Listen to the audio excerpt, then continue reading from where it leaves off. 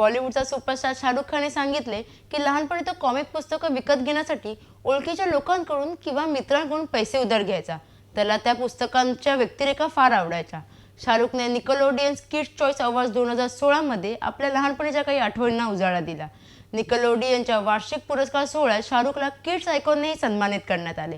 शाहरुखने यावेळी सांगितले की जेव्हा आपण लहान असतो तेव्हा आपल्याला नेहमीच मोठे व्हावेसे वाटत असते, पण आता जेव्हा आपण मोठे झालेले आहोत तेव्हा लक्षात येते की आपल्या आयुष्यातला सगळ्यात सुंदर काळ हा लहानपणीचाच होता, कारण तेव्हा आपण बेफिक्रे असतो।